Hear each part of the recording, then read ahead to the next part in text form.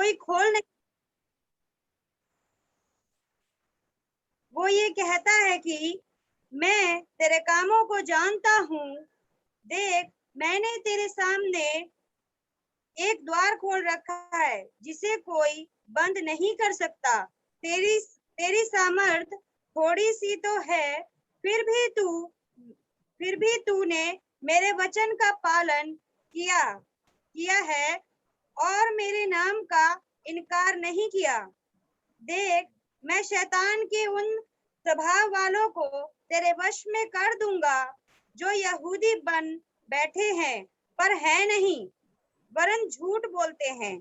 देख, मैं ऐसा करूंगा कि वे आकर तेरे पैरों पर गिरेंगे और ये जान लेंगे कि मैंने तुझसे प्रेम रखा है।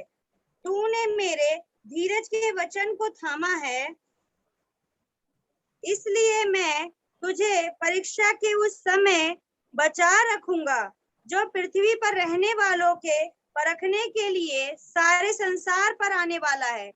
मैं शीघ्र ही आने वाला हूँ।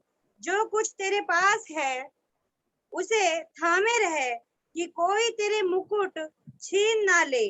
जो जय पाए मैं अपने परमेश्वर के मंदिर में एक खंभा बनाऊंगा और वह फिर कभी बाहर ना निकलेगा। और मैं अपने परमेश्वर का नाम और अपने परमेश्वर के नगर अर्थात नए यरूशलेम का नाम जो मेरे परमेश्वर के पास स्वर्ग पर से उतरने वाला है और अपना नया नाम उस पर लिखूंगा। जिसके कान हो वो सुन ले कि आत्मा कलीसियाओं से क्या कहता है। आमीन। पिछले हफ्ते हम लोग सरदीस की कलीसिया के बारे में देख रहे थे, जो 5वां कलीसिया है, और आज हम देखेंगे फिलाडेल्फिया की कलीसिया जो 6वां स्थान में है। फिलाडेल्फिया का मतलब है भाईचारा। ये शहर सरदीस से करीबन 50 किलोमीटर पश्चिमी इलाका में रहने वाला एक शहर था, फिलाडेल्फिया। और इस कलीसिया से भी प्रभु का कहना यह है, प्रभु इस प्रकार परिचित कराता है अपने आप को, जो पवित्र, उसके पहले 7वीं आयत को पढ़िए, केवल 7वीं आयत को पढ़ना है। जो पवित्र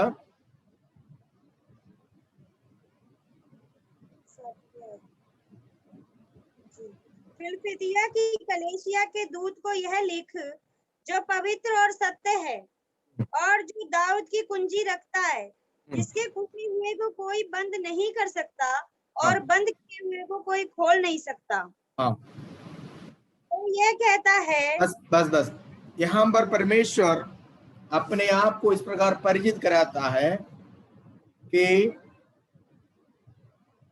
जो पवित्र है और सत्य है। तीसरा, दाऊद का कुंजी। पहला अध्याय की 18वीं आयत में ये बातों के बारे में हम लोग को पढ़ा है बहुत अच्छी तरह, है ना। दाऊद का कुंजी।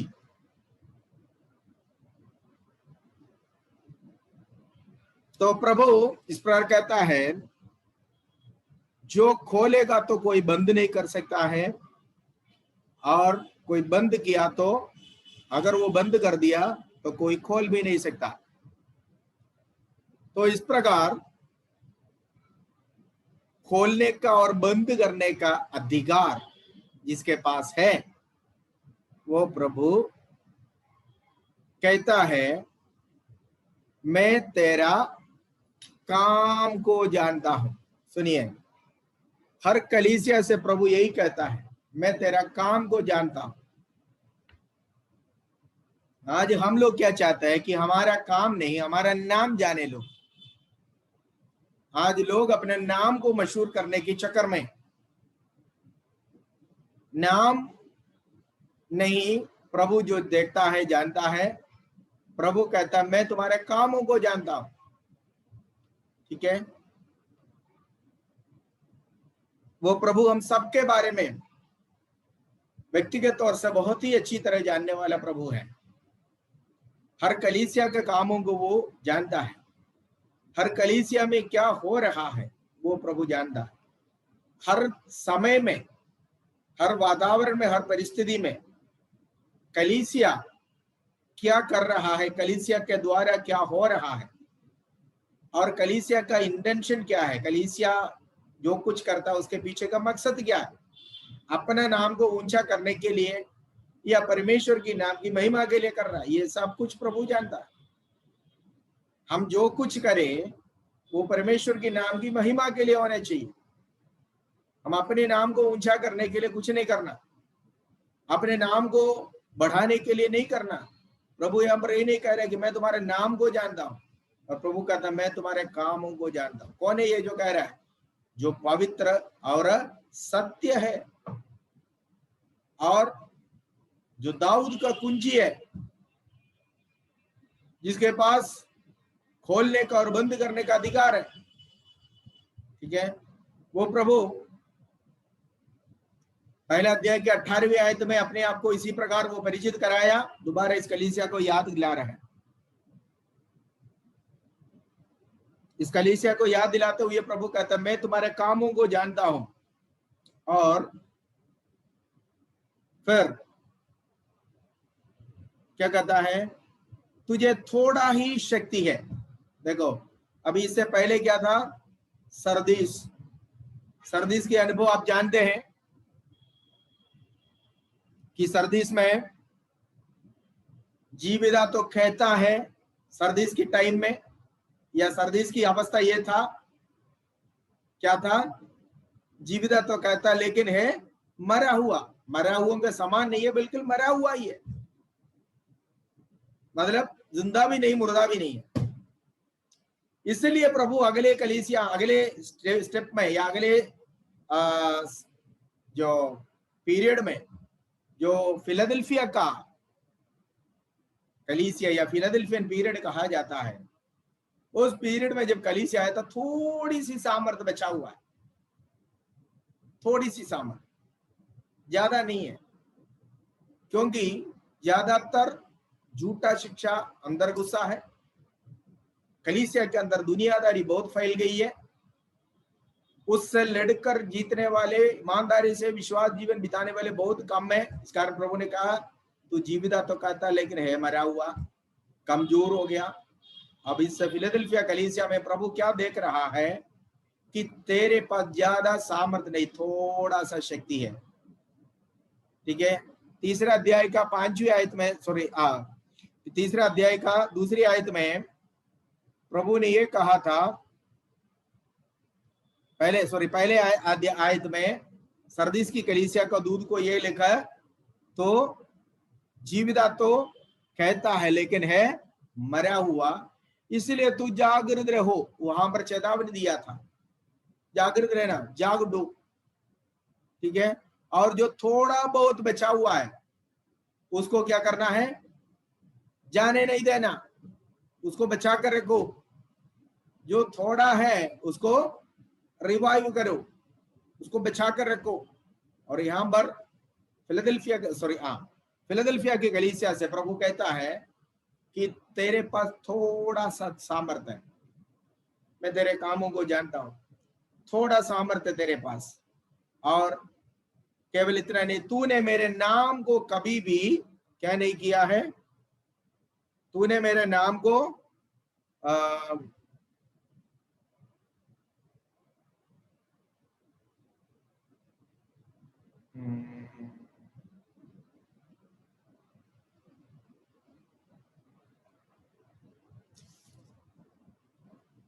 तूने मेरे नाम को, या पढ़िए उसको, 8वीं आयत को पढ़िए, मैं तेरा काम को जानता हूं।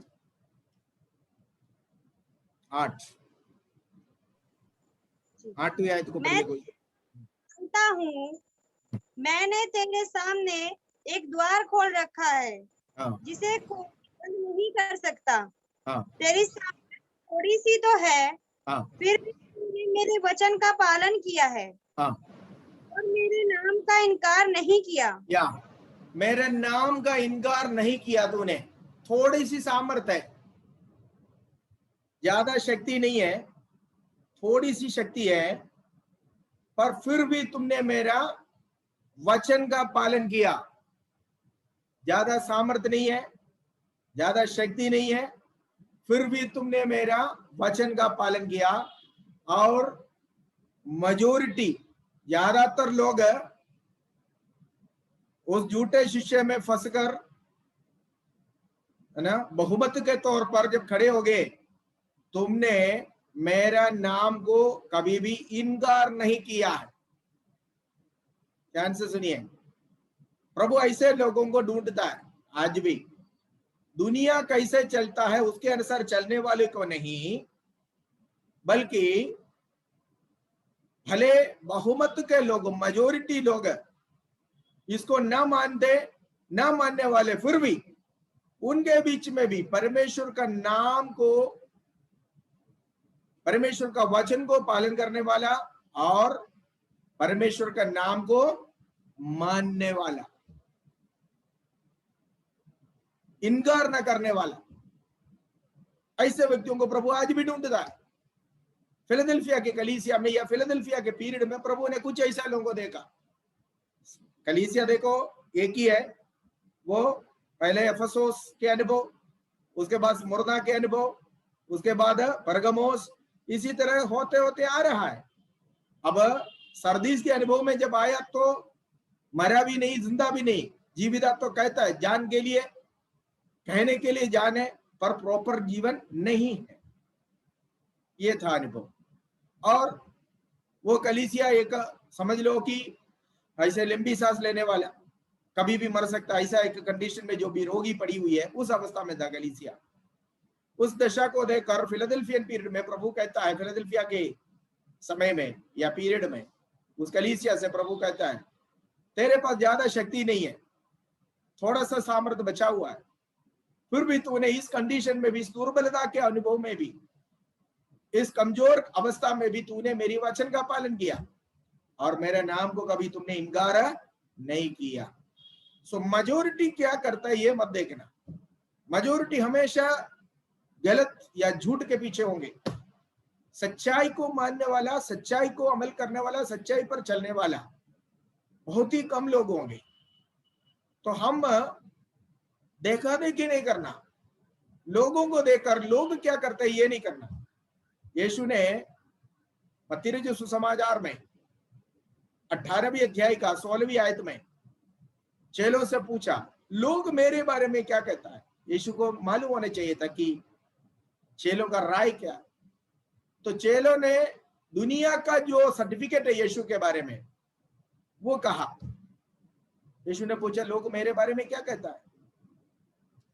तो कुछ ने कहा, प्रभु कुछ लोग कहता है तू एलिया है, कुछ लोग कहता है तू एलीशा है, कुछ लोग कहता है कि तू भविष्यवक्ता में से कोई है। तब यीशु ने पूछा, ठीक है, लेकिन तुम्हारे क्या राय है, यही है इंपॉर्टेंट। लोग क्या कहते हैं ये मत देखिए, लोग कैसे चलते हैं उसके अनुसार मत चलिए। यीशु ने चेलों से पूछा, तुम क्या कहते हो मेरे बारे में। तब पतरस ने कहा, तू जीवित परमेश्वर का पुत्र है। देखो, तो प्रभु आज भी यही सवाल, यही जवाब है जो हमसे चाहता है।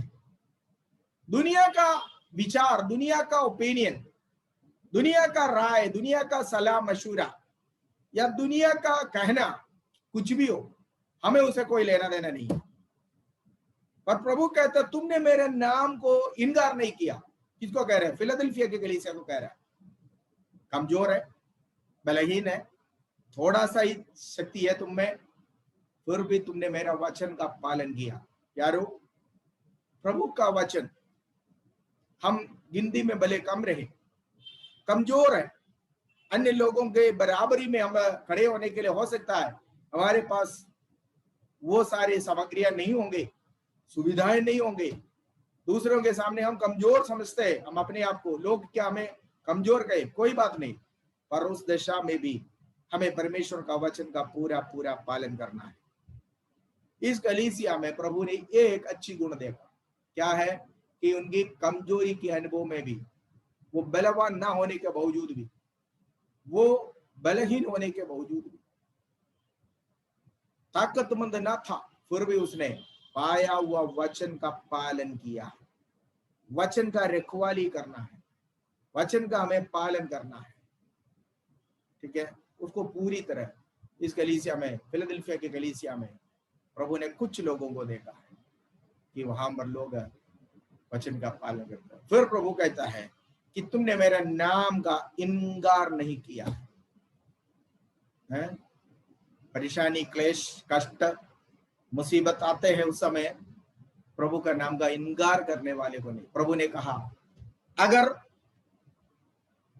जो कोई मनुष्यों के भी सामने मेरे नाम को, मुझे मान लेगा, क्या करूंगा, मैं भी उनको पिता के सामने मान लूंगा। अगर कोई मेरे बारे में शर्माएगा तो मैं भी उस मनुष्य के प्रति स्वर्गदूत और परमेश्वर के सामने शर्माएगा। सो ये कलीसिया, प्रभु कहता है कि तुम मेरा नाम को इनकार नहीं किया है, मतलब अपमान नहीं किया है। ये था इस कलीसिया के बारे में प्रभु को जो कहना था, ठीक है। 3 बातें मैंने आपको बताया। प्रभु ने कहा मैं तुम्हारी कामों को जानता हूं। प्रभु एक कलीसिया से बात कर रहा है, एक कलीसिया, उस कलीसिया का काम प्रभु देखता है, जानता है। फिर कहता है तुझे थोड़ी ही सामर्थ्य है, फिर भी तूने मेरी वचन को माना है। तीसरी बात। चौथा, तूने मेरे नाम का इनकार नहीं किया है, ठीक है। फिर इस कारण प्रभु कहता है मैं तुम्हें आने वाले दिनों में, है ना, आने वाले दिनों में आने वाला सारे कष्टों से, विपत्ति से मैं तुझे बचाऊंगा। यहां पर प्रभु कहता है देख मैं तुम्हारे लिए एक द्वार खोल कर रखा हुआ है। इससे पहले प्रभु ने बोला मैं, जिसका नाम दाऊद की कुंजी है ना, खोलना है तो कुंजी तो चाहिए, है ना। प्रभु कहता है देख मैं तुम्हारे लिए एक द्वार खुला रखा हुआ है, ठीक है। एक द्वार,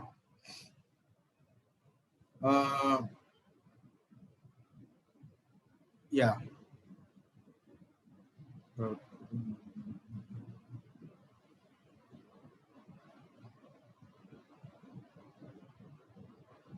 यस, वर्स 8 पढ़िए, 8वीं आयत को पढ़िए।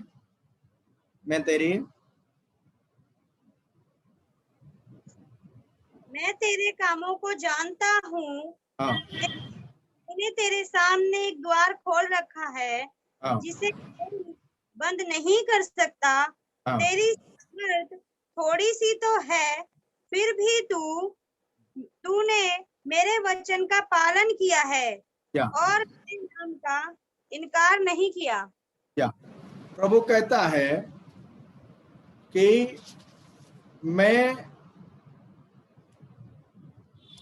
तुम्हारे सामने एक द्वार खुला रखा हुआ, 8वीं आयत में। और इससे पहले अपने आप को परिचित कराते वक्त प्रभु कहता है जिसके पास दाऊद की कुंजी है ना। और प्रभु कहता है कि ये द्वार कोई खोल नहीं सकता। इसका मतलब क्या है? एक सुसमाचार का द्वार है जो प्रभु ने खोल रखा है, ठीक है। और इस द्वार को कोई भी बंद नहीं कर सकता। सुनिए, प्रभु ने ये द्वार खुला रखा है, इस कारण सुसमाचार आज भी दुनिया में फैल रहा है।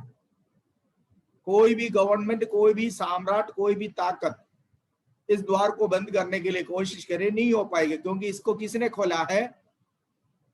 जिसके पास दाऊद की कुंजी है।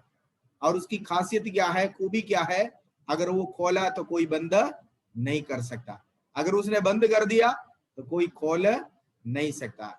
सो ऐसा व्यक्ति इस द्वार को, सुसमाचार की द्वार को, घोषणा की द्वार को खोलने के कारण क्या हुआ कि परमेश्वर का वचन आज समस्त दुनिया में फैल रहा है। यही द्वार के कारण है 1793 में इंडिया में विलियम कैरी नामक एक प्रचारक आया था, विलियम कैरी,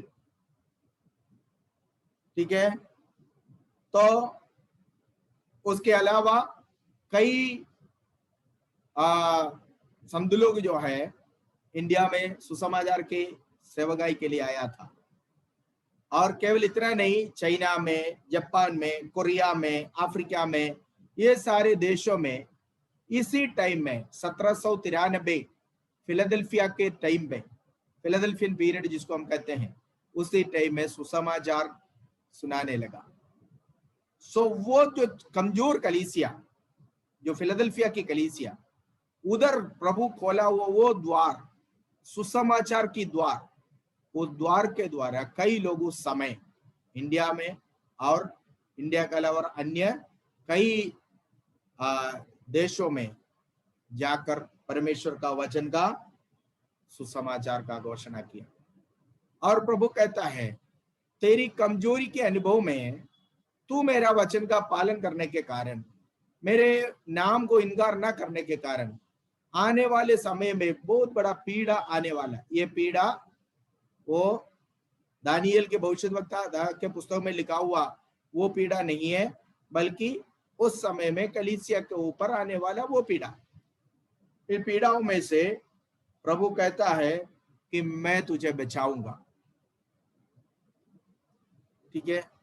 और ये फिलाडेल्फिया का टाइम जो है 1700 से लेकर 1900 तक का 200 साल का समय फिलाडेल्फिया का टाइम कहा जाता है।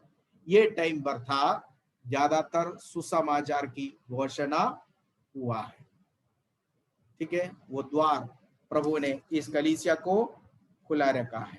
और परमेश्वर यहाँ पर इस कलीसिया से कहता है कि देखो 12वीं उसका 9वीं आयत में लिखा हुआ है, वर्स 9 पढ़िए।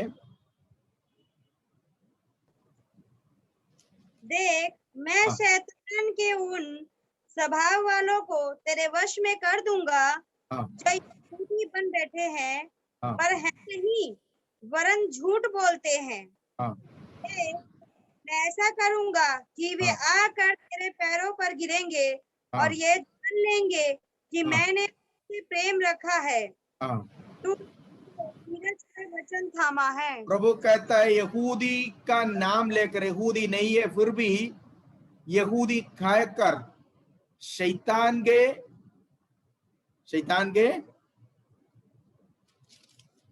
क्या शब्द लिखा हुआ हिंदी में, जरा देखिए 9वीं आयत को फिर से पढ़िए।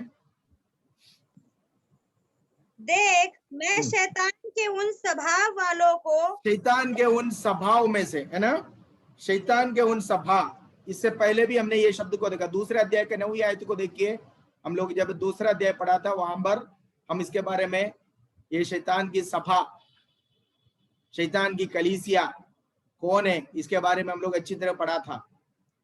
2 का 9 पढ़िए, दूसरा अध्याय का 9वीं आयत पढ़िए।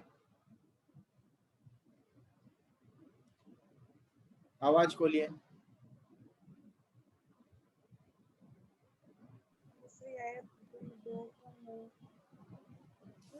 में 2 का 9 तो नहीं है पास्टर जी। 2 का 9 दूसरे अध्याय का 9 ना पास्टर जी। हाँ 9 तो नहीं है, वो 7 ही तक है दूसरे अध्याय में। तो हैगा सरमुन्ना की कलेशिया है, पर वो तो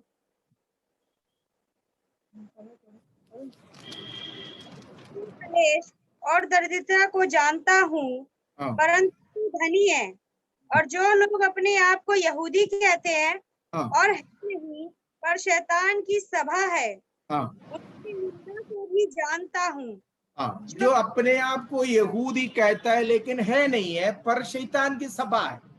प्रभु कहता है यहाँ पर फिलाडेल्फिया के कलीसिया से भी प्रभु वही वाणी कहता है, मैं ऐसा लोगों को, कुछ लोगों को तुम्हारे पास आएगा, भेजेगा, और क्या होगा, वे तुम्हारे पैरों पर गिरेंगे आकर, वे तुम्हारे पैरों पर गिरेगा, और ताकि उन्हें पता चले कि मैं तुझे कितना प्रेम करता हूं, प्यार करता हूं, ये उन्हें पता चले। ठीक है, प्रभु कहता है। सो इस यहां पर कुछ बातें प्रभु कहता है भविष्य में जो होने वाला है। इस कलीसिया 10वीं आयत में लिखा हुआ है कि तूने मेरा वचन को मानने के कारण, मेरे वचन का रखवाली करने के कारण बड़ा एक परीक्षा, पीड़ा आने वाला है। उस पीड़ा के समय में मैं तुम्हें क्या करूंगा? बचाऊंगा, संभालूंगा। और 10वीं आयत में प्रभु कहता है कि एक बहुत बड़ा पीड़ा जो आने वाला है, उस पीड़ा के समय मैं भी तुझे संभालूंगा। मतलब तुम उस पीड़ा के समय में मेरे हाथ में सुरक्षित रहेगा। कारण कमजोरी में भी तुमने मेरा वचन का पालन किया, और तुमने मेरे नाम को कभी भी अपना प्राण बचाने के लिए इनकार नहीं किया है। यीशु ने कहा जो अपने प्राण को बचाएगा वो उसको खो लेगा, है ना, जो उसको खोएगा।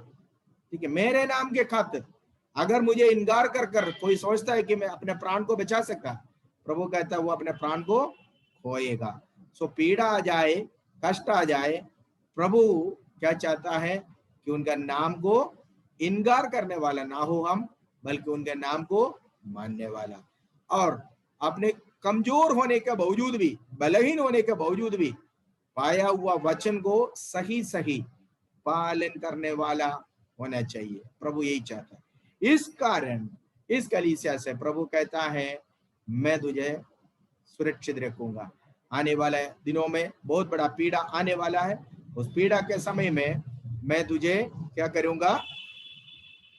संभालूंगा, मैं तुझे संभालूंगा। और 11वीं आयत में हम पढ़ते हैं, देख मैं शीघ्र आने वाला हूं।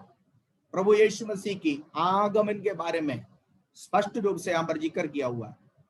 कलीसिया से प्रभु कहता है, कलीसिया को अभी तक प्रभु चेतावनी देकर आया। मैं पहला कलीसिया एफेसुस से लेकर प्रभु कहता यदि तू मन ना फिराएगा तो मैं शीघ्र आऊंगा, शीघ्र आऊंगा। यहां पर भी यही बात कह रहा है, मैं शीघ्र आने वाला। मतलब कलीसिया को सतर्क करा रहा है, कलीसिया को चेतावनी दे रहा है, तैयार रहना, एनी टाइम मैं आऊंगा। ठीक है, मैं आऊंगा और क्या करूं? तू अपने मुकुट को, 11वीं आयत को पढ़िए, 11वीं आयत को पढ़िए। मैं शीघ्र ही आने वाला हूँ। हाँ, जो तेरे पास है हाँ, उसे थामे रहे हाँ, कि कोई तेरा मुकुट छीन ना ले, हाँ, और छीन ना ले। जो हाँ। जय पाए उसे मैं सुनिए सुनिए सुनिए सुनिए, यहां पर प्रभु कहता है मैं शीघ्र आने वाला हूं, इसलिए तू अपने मुकुट को थामे रहो ताकि कोई भी तेरा मुकुट छीन ना ले। इसका मतलब क्या है? इसका मतलब हमारा मुकुट खोने का पूरा पूरा संभावना है अगर हम सावधान ना रहे तो, है ना।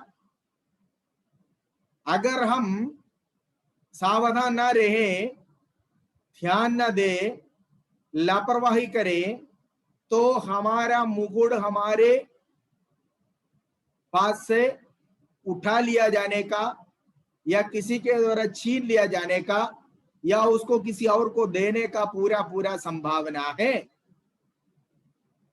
ना। पिछले कलीसिया से भी प्रभु ने ये कहा, दूसरा अध्याय का 10वीं आयत को पढ़िए, वहां पर भी प्रभु ने कहा जो जय पाएगा मैं उसको जीवन का मुकुट, पढ़िए 2:10। जो दुख तुझे झेलने होंगे उनसे मत डर, हाँ, क्योंकि देखो, शैतान तुम में से कुछ को हाँ, जेल खाने में डलवाने पर है, हाँ, ताकि तुम परखे जाओ, हाँ, और तुम्हें 10 दिन तक कलेश उठाना होगा। हाँ, प्राण देने तक विश्वासी रहे, तो हाँ। मैं तुझे जीवन का मुकुट दूंगा। देखो, यहां पर प्रभु ने कहा जो विश्वास योग्य रहेगा परीक्षा में, प्राण देने तक विश्वास योग्य रहने वाले लोगों को जो जय पाएगा विश्वास के ये परीक्षा में, ये पीड़ा के समय प्रभु का नाम को इनकार न करते हुए, वचन का रखवाली करते हुए, इस पीड़ा से, ये परेशानी में जो जय पाएगा उसको जीवन का मुकुट ऑफर किया हुआ है। और यहां पर प्रभु कहता है कि तू जो तुम्हारे पास उसको पकड़े रह। पिछले कलीसिया से भी प्रभु ने ये कहा, सरदीस की कलीसिया से भी प्रभु ने ये कहा, पकड़े रह। ठीक है, प्रभु ने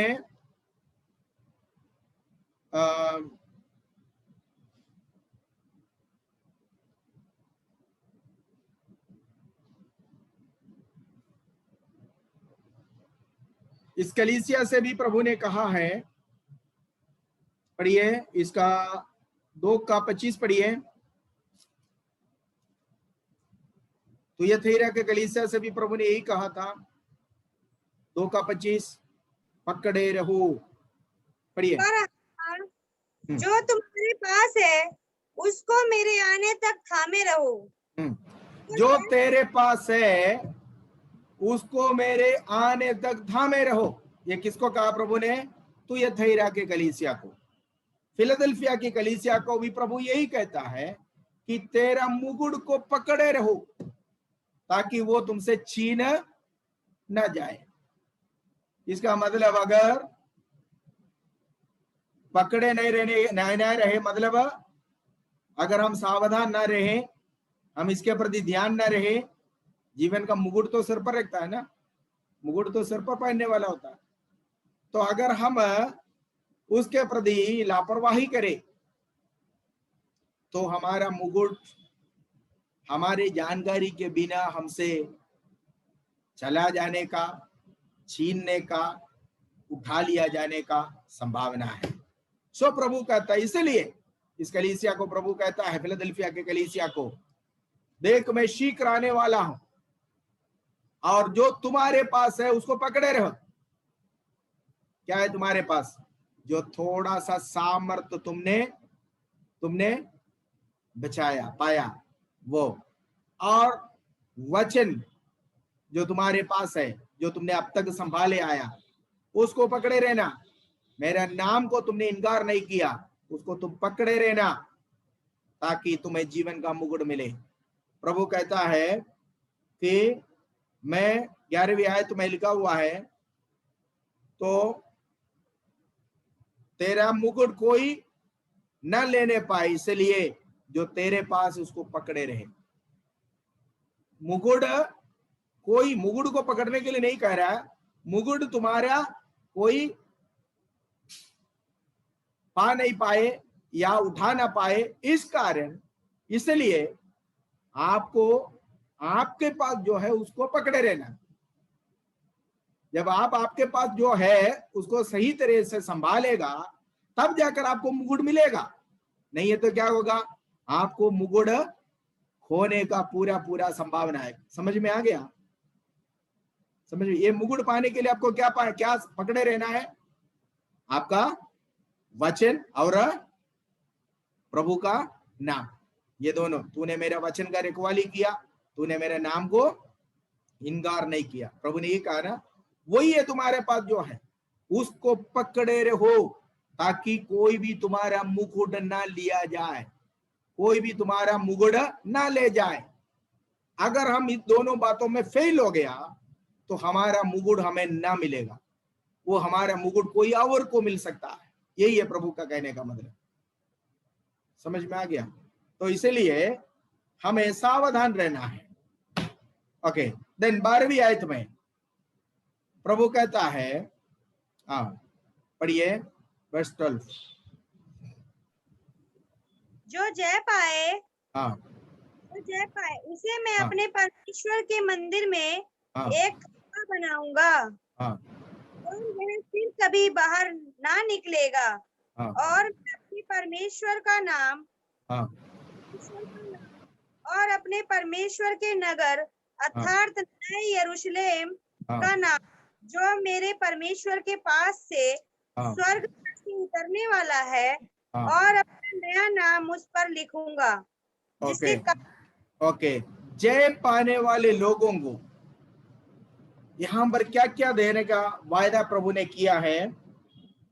प्रभु कहता है कि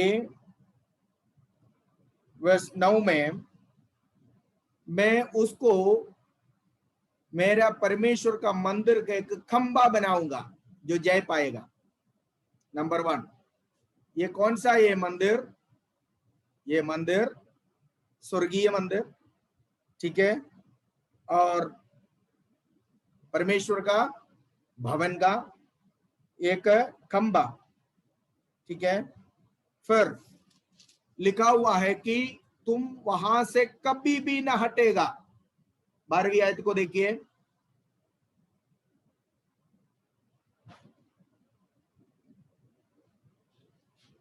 12वीं आयत।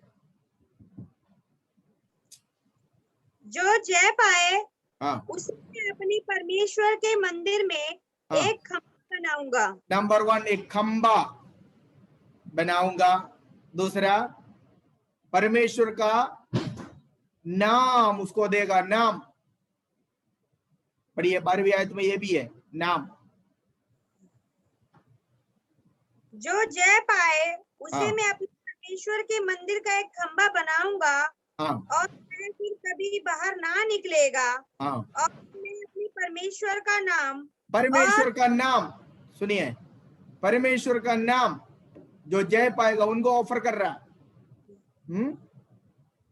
एक परमेश्वर का नाम का मंदिर का खंबा बनाएगा।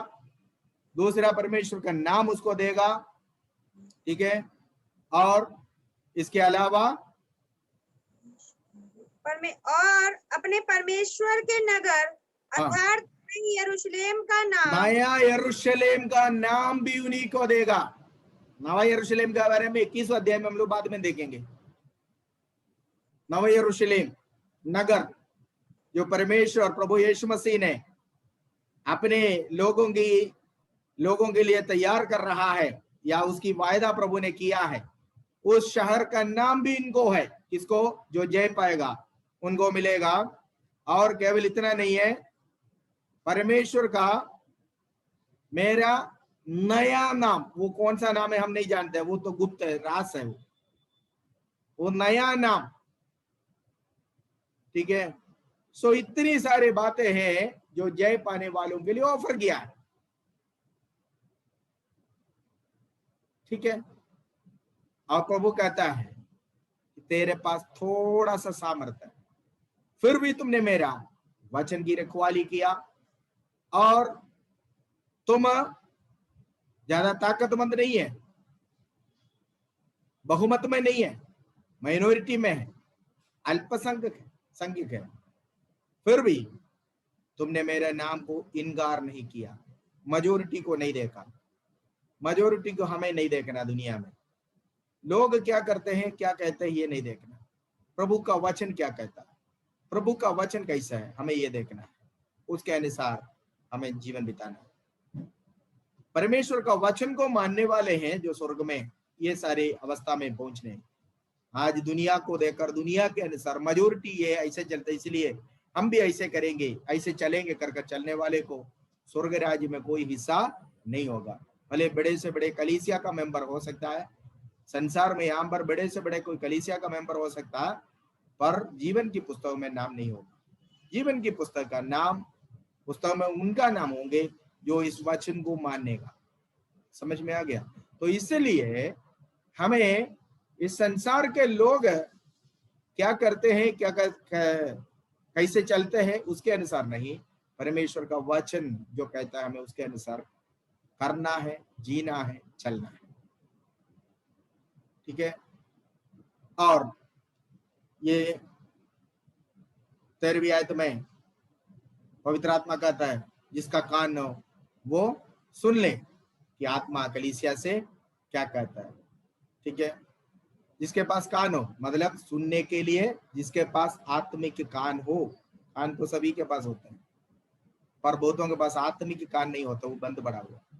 जिसके पास आत्मिक कान हो वो प्रभु की आत्मिक आवाणी को, आवाज को सुनने पाए, और जो आत्मा कलीसिया से क्या कहता है। ओके, और ये है फिलाडेल्फिया की कलीसिया। और हम आप पहुंचे हैं लास्ट कलीसिया, लवोदिकिया की कलीसिया। पढ़िए 14 से लेकर उसका 21 तक पढ़ना, 22 तक पढ़ना, 14 से 22 तक पढ़िए। लवोदिकिया की कलीसिया के दूत को यह लेख, हाँ, और विश्वास योग्य और सच्चा गवाह है, हाँ, और परमेश्वर की सृष्टि का मूल कारण है, हाँ, वह ये कहता है हाँ, कि मैं तेरे कामों को जानता हूँ हाँ, कि तू ना तो ठंडा है और ना गर्म। भला होता कि तू ठंडा या गर्म होता, इसीलिए कि तू गुनगुना है और ना ठंडा है और ना गर्म है, मैं तुझे अपने मुंह से उगलने पर हूँ। तू कहता है कि मैं धनी हूँ और धनवान हो गया हूँ, और मुझे किसी वस्तु की घटी नहीं, और यह नहीं जानता कि तू अभागा और तुच्छ और कंगाल और अंधा और नंगा है। इसीलिए मैं तुझे संपत्ति देता हूँ कि आग में ताया हुआ सोना मुझसे मोल ले, कि तू धनी हो जाए, और श्वेत वस्त्र ले ले कि पहनकर तुझे अपने नंगेपन की लज्जा ना हो, और अपनी आंखों में लगाने के लिए सुरमा ले कि तू देखने लगे। मैं जिन जिन से प्रेम करता हूँ उन सब को उल्हाना और ताड़ना देता हूँ। इसलिए सरगर्म हो और मन फिरा देख, मैं द्वार पर खड़ा हुआ खटखटाता हूँ। यदि कोई मेरा शब्द सुनकर द्वार खोलेगा तो मैं उसके पास भीतर आकर उसके साथ भोजन करूंगा, और वह मेरे साथ। जो जय पाए उसे अपने साथ अपने सिंहासन पर बैठाऊंगा, जैसे मैं भी जय पाकर अपने पिता के साथ उसके सिंहासन पर बैठ गया। जिसके कान हो वह सुन ले कि आत्मा कलीसियाओं से क्या कहता है। ओके, तो हम लोग लास्ट कलीसिया में पहुंच गया है जिसका नाम है लवोदिकिया। ये लवोदिकिया जगह जो है वो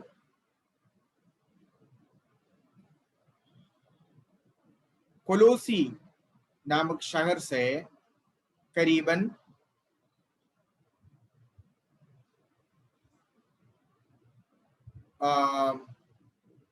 कुछ ही दूरी पे पश्चिमी इलाके में स्थित फ्रुगिया में स्थित एक जगह था लवोदिकिया। और ये लवोदिकिया कलीसिया में प्रभु इस प्रकार अपने आप को परिचित कराता है। पढ़िए 14 आयत को पढ़िए।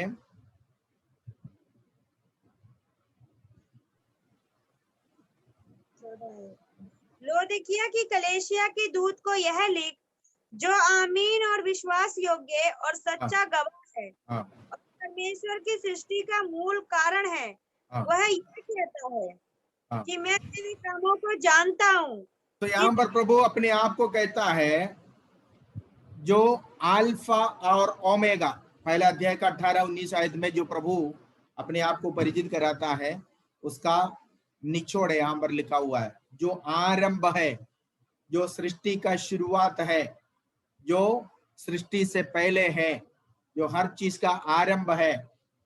और आमीन, आमीन का मतलब ऐसा ही हो, मतलब जो है, जो हर चीज का शुरुआत और आरंभ है, और वो प्रभु ये कहता है कि मैं सब कुछ आदि में उत्पन्न किया हुआ मैं, या वो प्रभु इस प्रकार कहता है। पढ़िए यूहन्ना की इंजील इसका पहला अध्याय का 3री आयत को देखिए। सब कुछ उसके द्वारा उत्पन्न हो गया, जो कुछ उत्पन्न हुआ सब कुछ उसके द्वारा उत्पन्न हुआ। उस आयत को पढ़िए, यूहन्ना 1:3।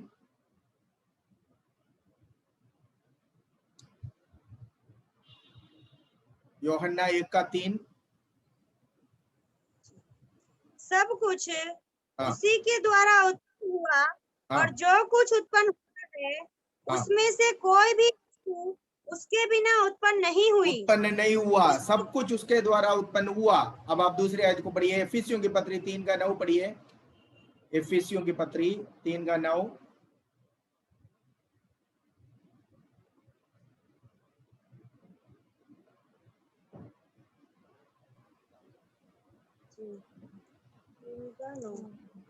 और सब पर यह बात प्रकाशित करूं कि उस भेद का प्रबंध क्या है जो सबके सृजनहार परमेश्वर में आदि से गुप्त था, ताकि सबका सृजनहार परमेश्वर आदि से और आदि में सब कुछ रचा। सो प्रभु कहता है वो प्रभु जो आदि और अंत है, लवोदिकिया के कलीसिया से इस प्रकार कहता है, जिसका नाम आमीन है। आमीन का मतलब ये सत्य है। आमीन मतलब ये सत्य है, ऐसा ही हो। वो प्रभु कहता है, जैसे नॉर्मली हर कलीसिया से मैं तुम्हारे कामों को जानता हूं। सबसे पहले आई नो योर वर्क, मैं तुम्हारे कामों को जानता हूं, प्रभु कहता है 15वीं आयत में। कहता है मैं तुम्हारे कामों को जानता हूं, तू कैसे काम करता है। स्पष्ट रूप से फिर थोड़ा एक्सप्लेनेशन और ज्यादा दिया हुआ। कहता तू ना तो ठंडा ना गर्म। देखो लवोदिकिया का समय आज का समय की कलीसिया है, ध्यान से सुनिएगा। लवोदिकिया की कलीसिया जो है, या लवोदिकियन पीरियड जो है, 1900 से लेकर प्रभु यीशु मसीह की आगमन तक की समय को लवोदिकियन समय कहा जाता है। अभी हम लोग 2020 में 1900 से शुरू किया हुआ लवोदिकिया कलीसिया, प्रभु यीशु मसीह की आगमन कब होंगे तब तक लवोदिकियन पीरियड चलेगा। तो मेरा और आपका ये समय, हम जिस वर्तमान कलीसिया में है, ये कलीसिया है लवोदिकिया का कलीसिया। और इस कलीसिया के प्रति प्रभु का क्या सर्टिफिकेट है? प्रभु कहता है तू ना तो ठंडा ना गर्म। ठंडा पानी काम का है, गर्म पानी काम का है, लेकिन कौसा किस काम का है? ठंडा पानी पिएगा तो बीमार नहीं होंगे, उबला हुआ पानी हो कभी भी बीमार ना होंगे, और अगर गुनगुना हुआ पानी पी लिया तो तबीयत खराब हो जाएगा।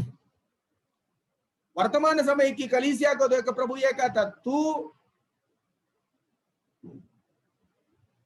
सरदीस की कलीसिया को जैसे बोला जीविता तो कहता है लेकिन मरा हुआ, ये वही कंडीशन है यहां पर भी, ठंडा भी नहीं गर्म भी नहीं, फिर क्या है? क्या है? गुनगुना। सो गुनगुना का मतलब, गुनगुना से क्या काम हो सकता है? हम लोग आज बहुत धूमधाम से बहुत कुछ करते हैं दुनिया को दिखाने के लिए, है ना, है कि नहीं? कि हमारे ये है वो है करके दुनिया को दिखाने के लिए हम क्या कुछ नहीं करते। कलीसिया में एडवर्टाइजमेंट इतनी ज्यादा है, हर तरह से हम लोग एडवर्टाइजमेंट करेंगे, पर प्रभु क्या कहता है? प्रभु कहता तू ना तो ठंडा ना गर्म। मतलब तू ना गर्म है ना ठंडा है, किसी काम का नहीं है। प्रभु कहता है मैं तुम्हें अपने मुंह से निकालने पर हूं। मतलब अंदर पानी अगर पीना है तो देखो, गर्म पानी हो तो भी पी सकता है, ठंडा पानी हो तो भी पी सकता है, पर गुनगुना है, कहता है मैं तुम्हें, I will spew you out of my mouth, मैं तुम्हें अपने मुंह से निकालने पर हूं। इसका मतलब क्या है? मैं तुझे रिजेक्ट कर दूंगा, इनकार करूंगा। कारण क्या है? 15वीं आयत में लिखा हुआ है,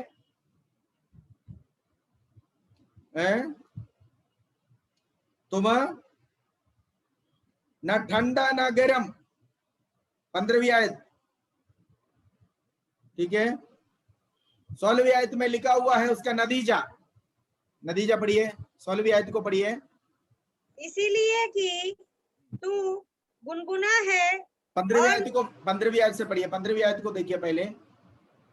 हाँ, तू ना तो ठंडा, 15वीं आयत, मैं तेरे कामों को जानता हूँ कि ना तो ठंडा है और न गर्म, भला होता कि तू ठंडा या हाँ। गर्म होता। देखो, प्रभु कहता है भला होता कि तू ठंडा या गर्म। ठंडा या गर्म का मतलब क्या होता है? विश्वास में नहीं आए, कोई दिक्कत नहीं था, तुम आया लेकिन उसके अनुसार जीता नहीं है। विश्वास वचन भी कुछ लिया, दुनिया भी लिया, खिचड़ी पका दिया तुमने।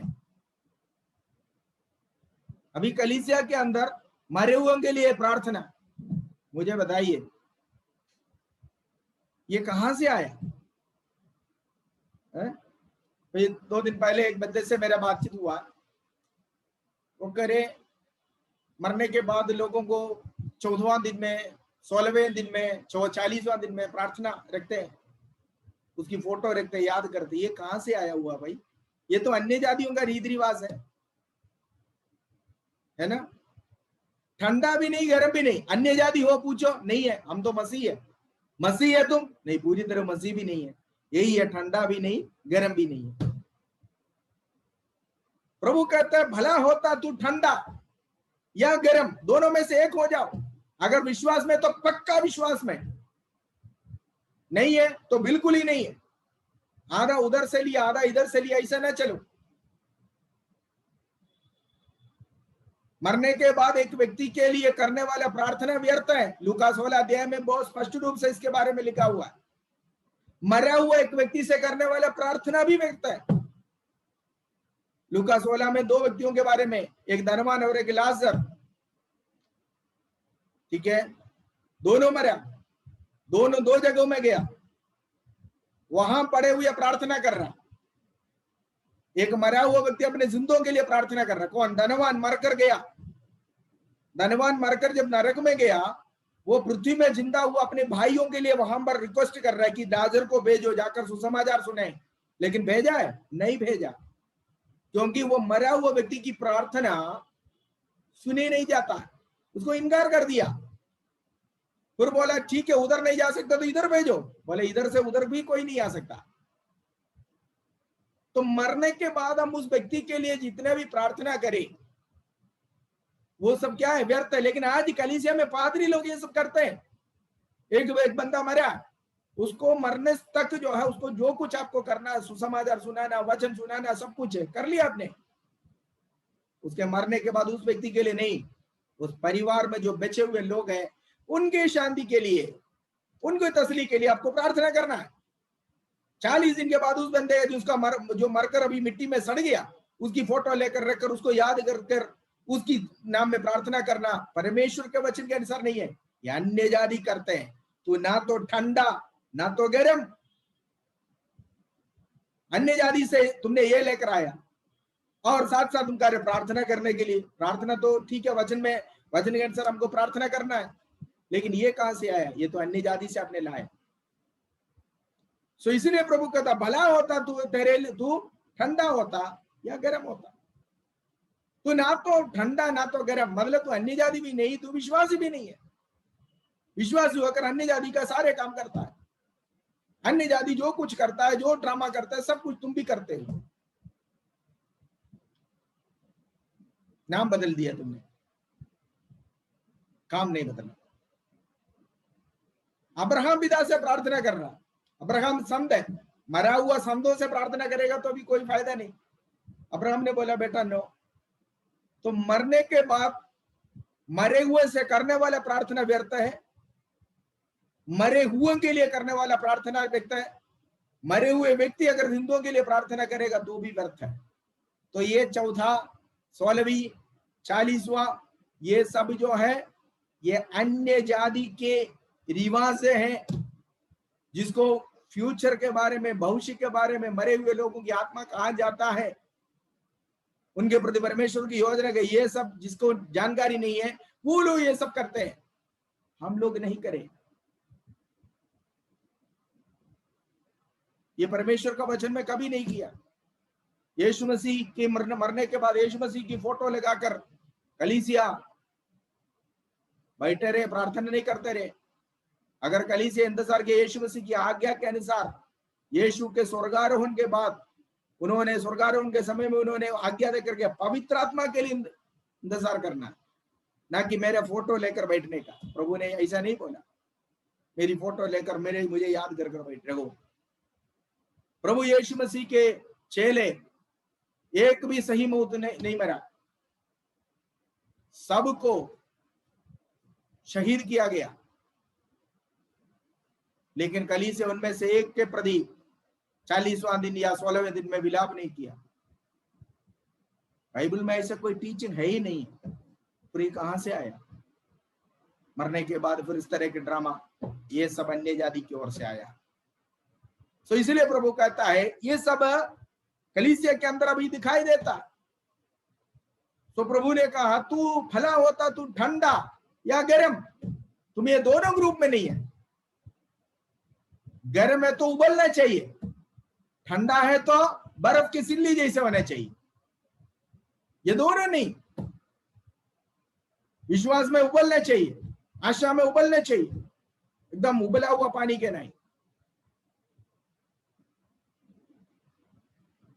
तो ये दोनों तरफ से नहीं, बल्कि दोनों के बीच में एक ठंडा भी नहीं गर्म भी नहीं है, दोनों के बीच न्यूट्रल। प्रभु कहता है 16वीं आयत को पढ़िए। 16वीं आयत में क्या कहता है प्रभु ऐसे लोगों के लिए? पढ़िए 3 का 16 पढ़िए।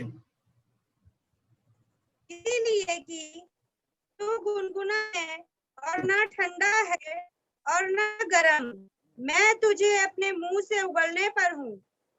तू कहता है, प्रभु कहता है मैं तुझे अपने मुंह से उगलने पर हूं। उगलने के पर का मतलब क्या होता है? गार्गलिंग करते हैं, आपने देखा लोगों को गार्गलिंग, जिसका गला खराब हो जाता है गार्गलिंग करते हैं ना, नमक का पानी डाल के, देखा है ना? ऐसा कर आ करके पानी हम तक लेकर आता, आ करके जो है जितनी जोर से थूक सकता है उसको कहता उगालने पर। समझ गया? ऐसा कलीसिया जो ठंडा भी नहीं है, जो गर्म भी नहीं है, दुनिया के साथ मिली भगत में आया हुआ, दुनिया के साथ समझौता कर कर दुनिया वालों के समान चलने वाला कलीसिया, केवल इतवार का दिन में कुछ नाच करने से, गाने से, है ना, कोंगो बजाने से या कीबोर्ड की आवाज से थोड़ा शोर मचाने से कलीसिया नहीं बनी। कलीसिया क्या है? कलीसिया परमेश्वर के वचन को सही शिक्षा देकर, लोगों को पापों से मन फिराकर, दुनियादारी से अलग कर कर, दुनिया से बिल्कुल टोटली दुनियादारी से, दुनिया की अभिलाषाओं से लोगों को अलग कर कर पवित्रदाई में, अलगदाई में चलने वाला, चलाने वाला एक झुंड कलीसिया। प्रभु कहता है मैं तुझे अपने मुंह से उगालने पर हूं। इसको ग्रीक में इस्तेमाल किया हुआ शब्द का मतलब है उल्टी करना। आपको पता है गुनगुना पानी पिएगा तो उल्टी होगा, है ना? गुनगुना पानी पिएगा तो उल्टी होगा ही होगा। प्रभु कहता है मैं तुझे उल्टी कर दूंगा। मतलब उल्टी कब होते हैं? जो खाना हमने खाया, जो पानी हमने पिया, शरीर उसको जब एक्सेप्ट नहीं करते हैं, स्वीकार नहीं करते हैं, पचाते नहीं है, आगिर नहीं करते, तब उसको क्या करता है? बाहर निकालता है उल्टी के द्वारा। प्रभु कहता है ऐसा कलीसिया को मैं स्वीकार नहीं करूंगा। कौन सी कलीसिया को? जो गुनगुना है, जो ठंडा भी नहीं है गर्म भी नहीं है, जो गुनगुना है, उनको मैं उल्टी करूंगा, स्वीकार नहीं करूंगा। हमारे शरीर जो चीज को एक्सेप्ट नहीं करता, स्वीकार नहीं करता, उसको बाहर निकालते हैं उल्टी के द्वारा। सो प्रभु कहता है मैं तुझे स्वीकार नहीं कर सकता, इस कारण मैं तुझे क्या करूंगा? उल्टी करूंगा। ठीक है। देन इस कलीसिया का घमंड क्या था? ये कलीसिया, आज की कलीसिया, सुनिए, आज की कलीसिया का घमंड यह है कि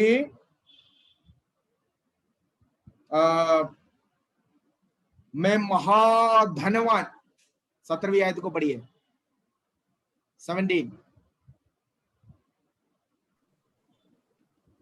तू कहता है हाँ मैं धनी और धनवान हो गया हूँ हाँ और मुझे किसी वस्तु की घटी नहीं। हाँ, कहता है मैं धनी और धनवान हो गया हूं। सुनिए, आज का कलीसिया का घमंड यह है, हमारे पास धन है, दौलत है, हमारे पास कोई खट्टी नहीं है, कमी नहीं है। ठीक है। लेकिन इस कलीसिया का शुरुआत कैसा था? यही कलीसिया है, ये कलीसिया का लोग पतरस और यूहन्ना, आपको मालूम है प्रेरितों का पुस्तक 3रा अध्याय जब हम पढ़ते हैं, पतरस और यूहन्ना जब मंदिर में गया, एक व्यक्ति ने, भिखारी ने उसे भीख मांगा, जन्म का लंगड़ा था। पतरस के पास कुछ था देने के लिए? बोला चांदी और सोना मेरे पास नहीं है, मेरे पास रुपया नहीं है, मेरे पास धन नहीं है, दौलत नहीं है, और मेरे पास जो है मैं तुझे देता हूं। यीशु नासरी के नाम से उठ और चल बोला। उसी समय वो जन्म का लंगड़ा अपने पैरों पर खड़े हो गया, उछलते हुए नाचते हुए पतरस और यूहन्ना के साथ मंदिर के अंदर प्रवेश किया। लेकिन वो कलीसिया सालों बीत गया, जब 1900 में जब आ गया, 1900 साल में जब पहुंच गया, पेंतकोस्त के दिन में शुरू किया वो कलीसिया, जिसके पास चांदी नहीं था, सोना नहीं था, जिसके पास धन दौलत नहीं था, वो कलीसिया आज बलवान हो गया, धनवान हो गया। आज स्कूल है हमारे पास, अस्पताल है, ये सब है आज कहने के लिए। हमारे बड़े कॉलेज चलते हैं, अस्पताल चल रहे हैं। प्रभु यीशु मसीह हम अस्पताल खोलने के लिए आए, प्रभु यीशु मसीह हम स्कूल खोलने के लिए आए थे। आज कलीसिया शुरू करने से पहले स्कूल शुरू कर देता। यीशु स्कूल शुरू करने के लिए चेलों को अनुमति नहीं दिया। यीशु ने बोला कि तुम जाओ सुसमाचार प्रचार करो, विश्वास करने वाले को पिता पुत्र पवित्र आत्मा के नाम से बपतिस्मा दो। इसी प्रकार चेला बना हुआ लोगों को वो बातें सिखाओ जो मैंने तुम्हें आज्ञा दिया है, मैंने तुम्हें दिया हुआ शिक्षा उन लोगों को देना, ये बोला। और लोग वहां पर जो शिक्षा, जो सिखाने की बातें होती है ना, उसको गलत तरीके से लेकर पहले एक स्कूल शुरू करेंगे जी, फिर हम धीरे धीरे प्रभु का काम शुरू करेंगे। आ जाइए, धनवान। आज की कलीसिया का, लवोदिकिया की कलीसिया का घमंड, वर्तमान समय की कलीसिया का घमंड यही है। ये कलीसिया कहता है मेरे पास कोई कमी नहीं है, हम महाधनवान हो गए, अंधाधुन धन हमारे पास इकट्ठा हो गया। पहला शताब्दी की कलीसिया धन ना होने के कारण परेशान थे। वर्तमान समय की कलीसिया, लवोदिकिया की कलीसिया धन के कारण परेशान है।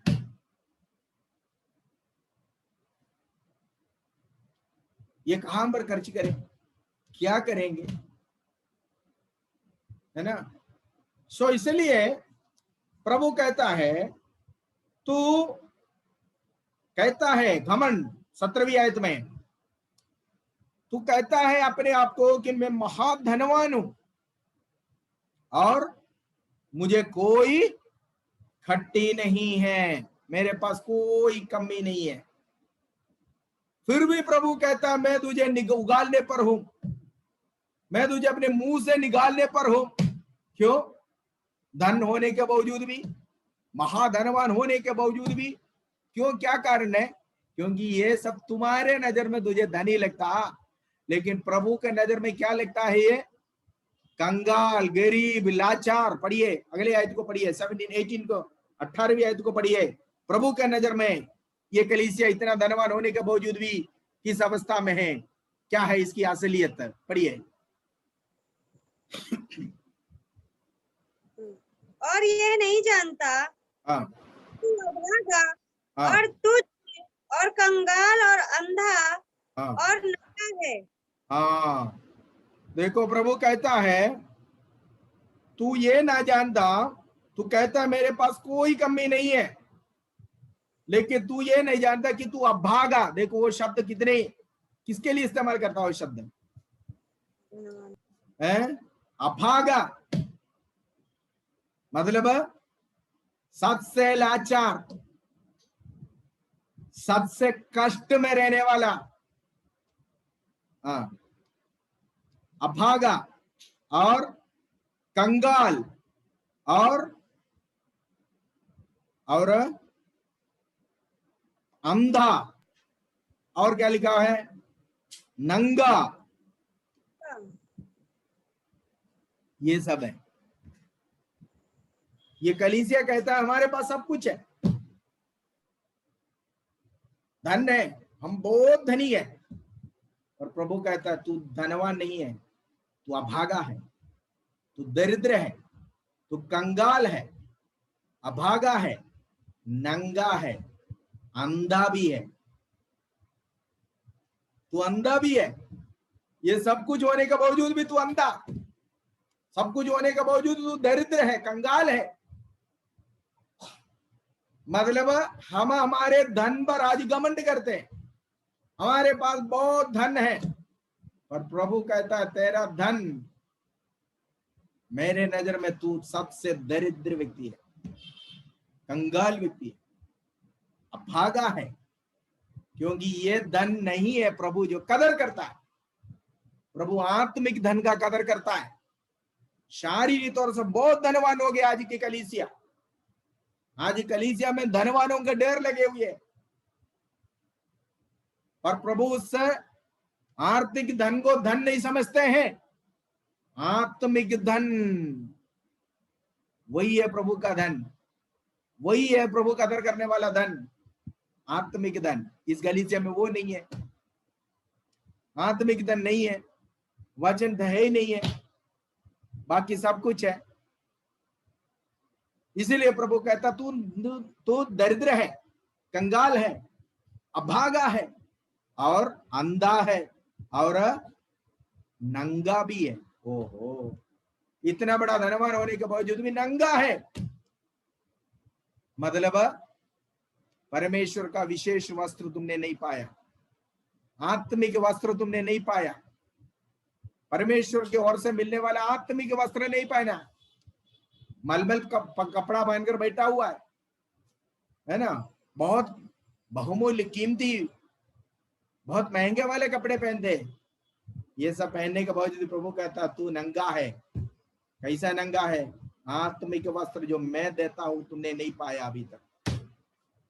ये अभी की कलीसिया से बोल रहा है, वर्तमान समय की कलीसिया से बोल रहे हैं। अभी का वर्तमान समय का अनुभव है, वर्तमान समय का अवस्था है ये। लवोदिकिया का पीरियड, लवोदिकियन कलीसिया वर्तमान समय की कलीसिया है। इस कलीसिया को देखकर प्रभु विलाप कर रहा है, प्रभु रो रहा है, प्रभु कह रहा है कि तू अभागा है, नंगा है, अंधा है, दरिद्र है, अंधा भी है। इसलिए इस कलीसिया को प्रभु चेतावनी देता है। क्या चेतावनी देता है? चेतावनी क्या है? प्रभु कहता है कि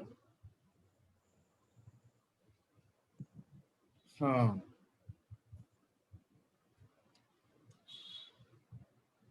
अठारहवीं आयत को पढ़िए। इसीलिए हाँ, मैं तुझे सम्मति देता हूँ इसलिए मैं तुमसे सम्मति देता हूं। कि आग में ताया हुआ सोना हाँ, मुझसे मोल ले कि तू धनी हो। आग में ताया हुआ सोना, सुनिए इधर गलत मत समझना, एक बात मैं स्पष्ट रूप से कहना चाहता हूं। आग में ताया हुआ सोना मुझसे खरीद लो ताकि तुम असली संपन्न हो जाए। इसका मतलब क्या है? प्रभु कोई ज्वेलरी का शॉप खोल कर बैठा हुआ है? ये वो सोने के बारे में नहीं कहा जा रहा है जो ज्वेलरी शॉपों में मिलता है। ये तो हमारे पास है ही है आज। ये लवोदिकिया के कलीसिया के पास आज बहुत सारे सोना है। कौन सा सोना? कोहिनूर, डायमंड, सब कुछ है। हाँ, प्रभु इस सोने के बारे में नहीं कह रहा। पर ये आग में ताया हुआ सोना कौन सा होता है? आग में ताया हुआ सोना तुम मुझसे खरीद लो ताकि तुम संपन्न हो जाए, प्रभु कहता है। इसका मतलब असली सोना प्रभु के पास है। ये असली सोना है क्या है?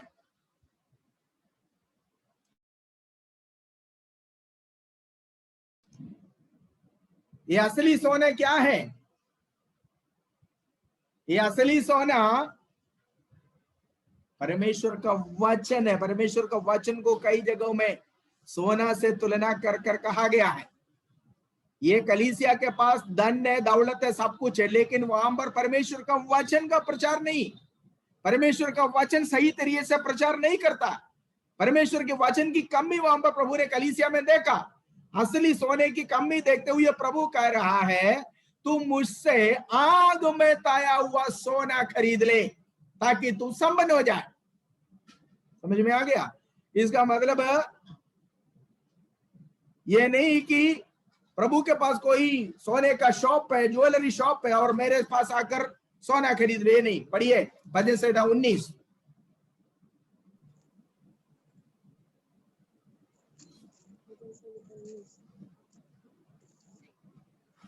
उसका 8वीं आयत को पढ़िए, जल्दी पढ़ना है। 19 का 8।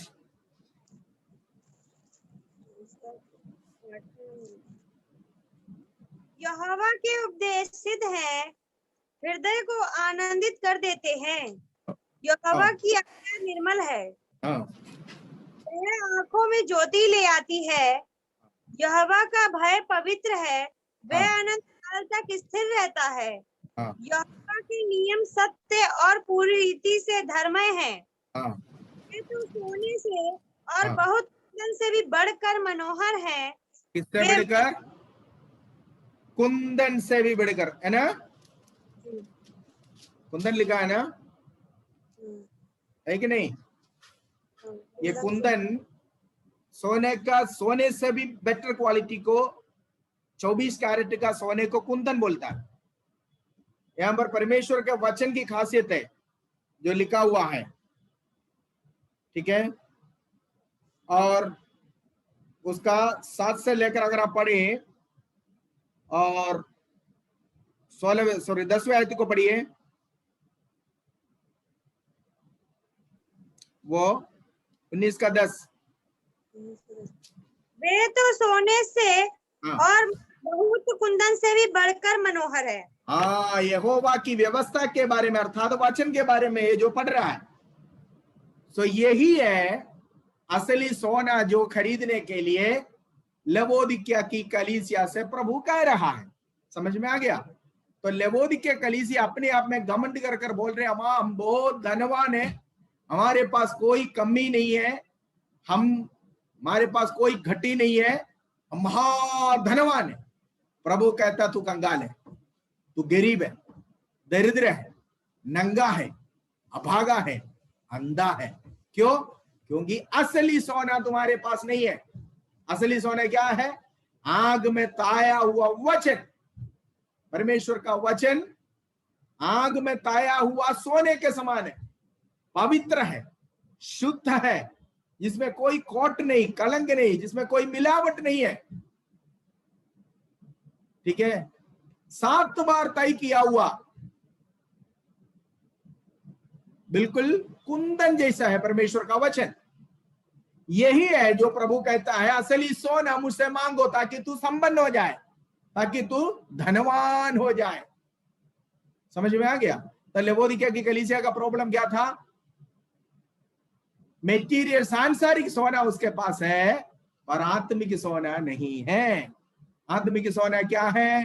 परमेश्वर का वचन है। सो परमेश्वर का वचन का कमी। आज लोगों को आधा घंटे से ज्यादा पादरी अगर प्रचार करेगा तो उठकर चला जाता, लेकिन 3 घंटा नाच गाना अगर रखे, डांसिंग, तो फिर लोग सारे डांस करेगा, थकते नहीं है। हाँ, कलीसिया में पर आधा घंटे से ज्यादा प्रचार करे, पादरी साहब शुरू कर दिया, अब रुकेगा ही नहीं है, ऐसे बोलते हैं, उठकर चले जाता है। तो कलीसिया आज सांसारिक, संसार के सारे गतिविधियों को, सारे चीजों को अंदर लाकर लोगों को मनोरंजन का एक जगह बना दिया कलीसिया। वचन नाम मात्र रह गया, कहीं कहीं है ही नहीं है बिल्कुल।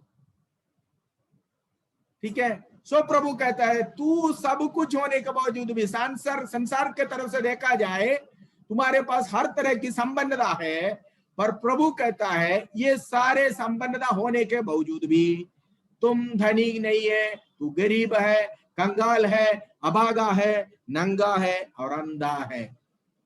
इसीलिए प्रभु उसको सम्मति देता है, चेतावनी देता है, कहता है मुझसे आग में ताया हुआ सोना मांगो, मैं तुझे दूंगा फ्री में। वो कौन सा है सोना? भजन संहिता 19:10 में हमने देखा, परमेश्वर का वचन, जो असली सोना, जो आज कलीसियाओं में नहीं पाया जाता, जो कलीसिया में जिसकी कमी महसूस हो रही है, कलीसिया में जिसकी घट्टी महसूस कर रही है। ठीक है? दूसरा प्रभु कहता है और आग में ताया हुआ सोना, फिर क्या है? 19 वापस आइए प्रकाशित वाक्य 3:18 में। इसीलिए मैं तुझे अनुमति देता हूँ कि आग में ताया हुआ सोना मुझसे मोल ले कि तू धनी हो जाए, और सफेद वस्त्र ले ये श्वेत वस्त्र, ये श्वेत वस्त्र कौन सा है? ये श्वेत वस्त्र जो है, ये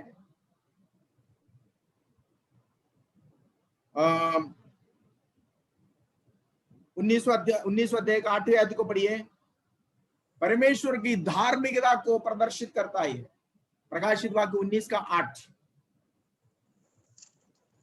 श्वेत वस्त्र।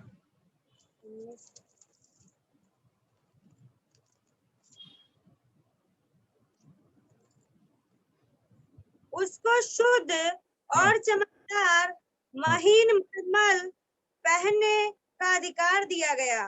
क्योंकि उस महीन मलमल का अर्थ पवित्र लोगों के धर्म के काम है।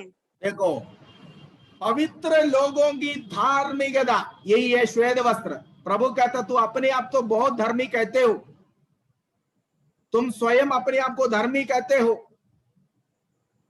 ये सारे धर्म, सारे संपन्नता होने के बावजूद भी तू नंगा है, क्योंकि तुमने मेरे तरफ से धार्मिकता का वस्त्र नहीं पाया। भी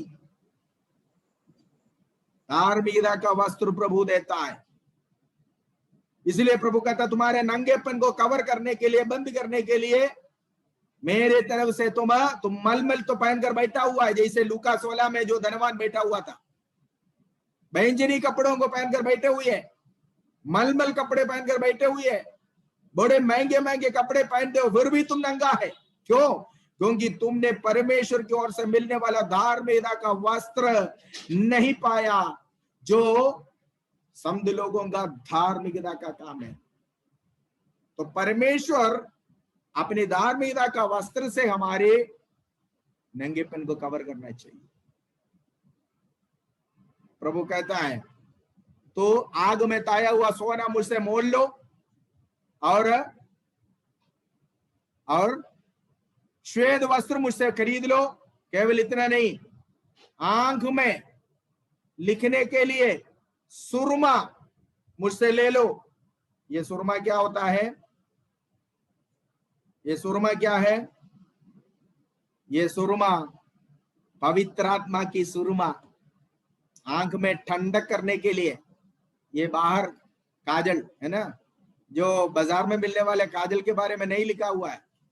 आज लोग वही लेकर लिखते हैं और सोचते हैं कि मैं बहुत सुंदर हो गया। नो, असली सुंदरता आत्मिक सुंदरता है। ठीक है, प्रभु कहता है उसका 18वीं आयत में लिखा हुआ है, तेरे आंखों में रोशनी आने के लिए क्या करना है? क्या करना है? हाथ में, आंख में, जल्दी पढ़िए, जल्दी पढ़िए। 18 श्वेत वस्त्र के बाद क्या लिखा है? पढ़िए।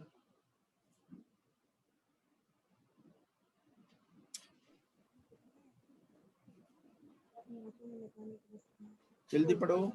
ले ले और श्वेत वस्त्र ले ले कि पहनकर तुझे नंगेपन की लज्जा ना हो, और अपनी आंखों में लगाने के लिए सुरमा ले। अपनी आंख में लगाने के लिए सुरमा ले। सुरमा कौन सा है? बाजार में मिलने वाला 5 रुपए के डिब्बी वाला सुरमा नहीं है, पवित्र आत्मा की सुरमा तेरे आंख में लगाने के लिए, ताकि परमेश्वर की वचन की भेद की बातें तू देखने पाए। ये वही सुरमा है। ठीक है, वजह से 19 का 8 हमने पढ़ा था। एफिसियों की पत्री 1 का 18 पढ़िए। एफिसियों की पत्री 1 का 18।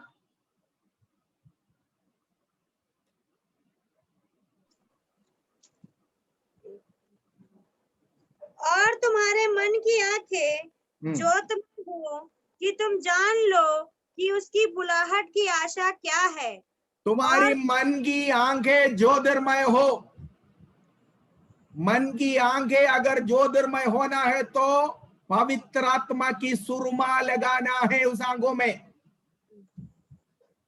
वजह से 119 में भजनकार स्वर कहता है, परमेश्वर तेरी वचन की भेद की बातें देखने के लिए मेरी आंखों को खोलिए।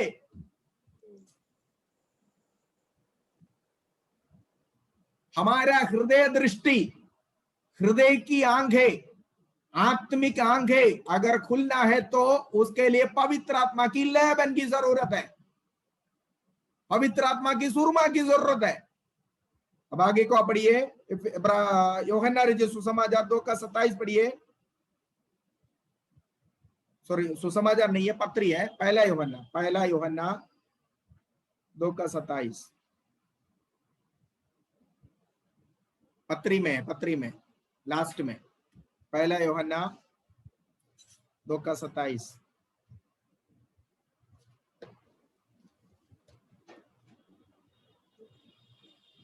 परंतु तुम्हारा वह अभिषेक जो उस ओर से किया गया तुम में रहता है, और तुम्हें इसका प्रयोजन नहीं कि कोई तुम्हें सिखाए, वरन जैसे वह अभिषेक जो उसकी ओर से किया गया तुम्हें सब बातें सिखाता है, और सच्चा है और झूठा नहीं, और जैसा उसने तुम्हें सिखाया है वैसे ही तुम उसमें बने रहे। वो अभिषेक जो तुम्हें दिया है, वो अभिषेक तुझे सिखाता रहेगा। पवित्र आत्मा की लेबन, पवित्र आत्मा की सुरमा आंखों में लिखना है, ताकि वचन पढ़ते वक्त वचन को प्रकाशन मिल जाए, वचन की भेद समझ में आ जाए, वचन की भेद को देखने पाए। प्रभु कहता है, तू अभागा, नंगा और कंगाल है, दरिद्र है, नंगा है, इस कारण आग में ताया हुआ सोना मुझसे मांग लो, और श्वेत वस्त्र मैं तुझे दूंगा, मुझसे मांगो। आंखों में लिखने के लिए क्या मांगना है? क्या मांगना है? पवित्र आत्मा की सुरमा। ठीक है, आज इसके बदले लोग नकली सुरमा लगाकर कलीसिया में आते हैं। असली सुरमा पवित्र आत्मा की सुरमा है, उसी को लगाना है। ठीक है, देन यही है प्रभु की चेतावनी इस कलीसिया से। ठीक है, फिर 19वां आयत में प्रभु कहता है, जिससे मैं प्रेम करता हूं उसको मैं ताड़ना देता हूं।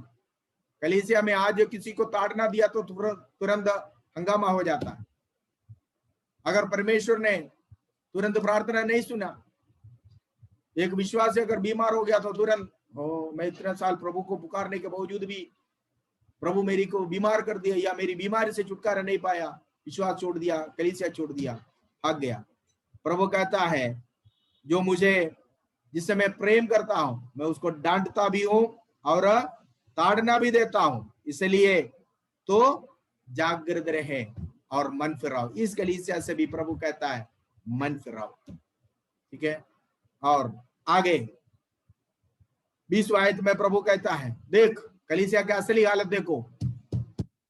लवोदिकिया के कलीसिया के अंदर नहीं है प्रभु, बल्कि बाहर है। अब अंदर कौन है? अंदर मनुष्य का राज चल रहा है, पादरी का राज चल रहा है, कमेटी का राज चल रहा है। प्रभु कलीसिया का मालिक अंबर है, कलीसिया से बाहर। प्रभु कहता देख मैं द्वार पर खड़ा हुआ खटखटाता है। कलीसिया उसी का है, मालिक को बाहर कर दिया, कलीसिया को मालिक को बाहर कर दिया। मालिक अभी बाहर है और हाथ जोड़ कर कह रहा है बेटा मेरे को अंदर आने दो, मेरी कलीसिया है, तुम जमकर बैठे हो, तेरी राज कर रहा हूं, मुझे राज करने दो। नहीं, कलीसिया के बाहर प्रभु कहता देख मैं द्वार पर खड़ा हुआ खटखटाता है। प्रभु के कलीसिया में प्रभु का स्थान नहीं है। सेक्रेटरी का पोस्ट और ट्रेशरर का राज्य, सेक्रेटरी का राज्य, पादरी का राज्य, ये सब चलता है। प्रभु का कोई राज्य नहीं। प्रभु को धकेल दिया बाहर। अब प्रभु कहता देख मैं द्वार पर खड़ा हुआ खटखटाता हूं, अगर कोई इनमें से कोई, किनमें से? लवोदिकिया के कलीसिया में से कोई भी, हाँ व्यक्तिगत इनविटेशन है, 3 इनविटेशन। यदि कोई मेरी आवाज को सुनकर, कोई मेरी आवाज को सुनेगा तो नंबर 1, कोई भी शोर शराबा के बीच में, कलीसिया के अंदर आज बहुत शोर है, क्यों? क्योंकि नाना प्रकार की उत्सव मना रहे, बहुत शोर शराबा है। इस शोर शराबा के बीच में अगर कोई मेरी आवाज को सुनेगा तो, और मेरे लिए द्वार खोलेगा, नंबर 1 सुनो मेरी आवाज, नंबर 2 मेरे लिए द्वार खोलो। कौन सी द्वार? अपना हृदय रूपी द्वार मेरे लिए खोलेगा तो। इस कलीसिया का मेंबर से व्यक्तिगत तौर से प्रभु कहता है कलीसिया तो मुझे बाहर कर दरवाजा बंद कर दिया, आज मैं व्यक्तिगत तौर से अब एक एक व्यक्ति के साथ संगति करना चाहता हूं। इसलिए कलीसिया का मेंबर से प्रभु आज कहता है देख मैं द्वार पर खड़ा हुआ खटखटाता हूं, यदि कोई मेरी आवाज को सुनेगा, या फिर उस आवाज को सुनकर जो कोई दरवाजा खोलेगा। तीसरा, जो कोई मेरे साथ संगति करने के लिए चाहेगा, जो मेरी संगति को चाहता है, मैं उनके अंदर आऊंगा और उनके साथ और वो मेरे साथ भोजन करूंगा। देखा, पूरी ग्रुप को नहीं बल्कि इंडिविजुअली, पूरी ग्रुप को नहीं, एक एक व्यक्ति को प्रभु कहता है जो कोई व्यक्तिगत तौर से मेरे पास आएगा मैं उनके साथ व्यक्तिगत संगति करना चाहता हूं। क्योंकि एक ग्रुप होने के कारण पूरा समूह ने मुझे बाहर कर दिया। आज कलीसिया में प्रभु का कोई स्थान नहीं है। प्रभु का स्थान नहीं है क्या मतलब? प्रभु का वचन, प्रभु तो वचन है, वचन का कोई स्थान नहीं है। वचन को तो लात मारकर बाहर निकाल दिया। अब वचन कहां पर है? देवड़ी पर है। थोड़ा सा लास्ट में थोड़ा सा इतना सुनाएगा जाने से पहले, बाकी सब ड्रामा। लास्ट में थोड़ी सी वचन सुनाएगा, 15 मिनट का, 20 मिनट का सुसमाचार प्रचार। द्वार पर है मतलब जाने वाला है। प्रभु द्वार पर खड़ा हुआ है और वो खटखटाता है। हर एक दरवाजे, हर एक दिल के दरवाजा खटखटाता है, हर परिवार के द्वार को खटखटाता है। मुझे अंदर आने दो, आपके परिवार में। वचन का परिवार में स्थान नहीं है, व्यक्तिगत जीवनों में स्थान नहीं है, कलीसिया के अंदर तो बिल्कुल ही नहीं है। वो प्रभु का था इस शोर शराबा के बीच में जो कलीसिया घमंड से भरकर कहता है कि मैं धनवान, मैं बहुत धनी हूं, मेरे पास कोई कमी नहीं है। अगर इनमें से कोई भी शोर शराबा के बीच में मेरी आवाज को सुनने के लिए तैयार है, सुनकर अगर दरवाजा, हृदय रूपी दरवाजा खोलने के लिए तैयार है, तो मैं उनके पास आऊंगा। और वो मेरे साथ अगर संगति करना चाहता है तो मैं व्यक्तिगत तौर से उनके साथ संगति करूंगा। वो मेरे साथ और मैं उनके साथ संगति करूंगा। ठीक है, 21 आयत में फिर जय पाने वालों के लिए वायदा कहता है, जो जय पाएगा उसको मैं सिंहासन में बैठने का अधिकार दूंगा, जैसे मैं भी जीत कर अपने पिता के सिंहासन में बैठा। प्रभु यीशु ने कहा, मैं तुम्हारे लिए जगह तैयार करने जा रहा हूं, जब मैं आऊंगा तुम्हें ले जाऊंगा, तुम भी वहीं पर बैठोगे जहां पर मैं रहूंगा। अगर हमारा प्रभु आज सिंहासन पर विराजमान है तो जय पाने वाले लोगों को भी वो सिंहासन ऑफर किया हुआ है, वो सिंहासन में बैठने का वायदा किया हुआ है। ठीक है, सो इसलिए ये कलीसिया का हालात यह है कि ये ना तो ठंडा ना तो गर्म है। वर्तमान समय की कलीसिया, लवोदिकिया की कलीसिया, इस कलीसिया से प्रभु कहता है, आज से एक चर्च, एक ग्रुप होने के नाते मैं तुम्हें क्या करूंगा, मेरे मुंह से निकालने पर, लेकिन कोई भी इनमें से व्यक्तिगत तौर से मेरी वाणी को सुनेगा, मेरी आवाज को सुनेगा, मेरी खटखटाने की आवाज को सुनेगा, तो उसको सुनकर मेरे लिए हृदय रूपी द्वार खोलेगा, तो परिवार रूपी द्वार खोलेगा, तो मुझे स्वीकार करने के तैयार है, तो मैं व्यक्तिगत तौर से उनके पास जाकर उनके साथ संगति करना चाहता हूँ। Praise God. और वो जो जय पाएगा उसको मैं सिंहासन में बैठने का अधिकार दूंगा। परमेश्वर वचनों के द्वारा आशीष दे। बाकी बातें आगे क्लास में जारी रखेंगे। परमेश्वर में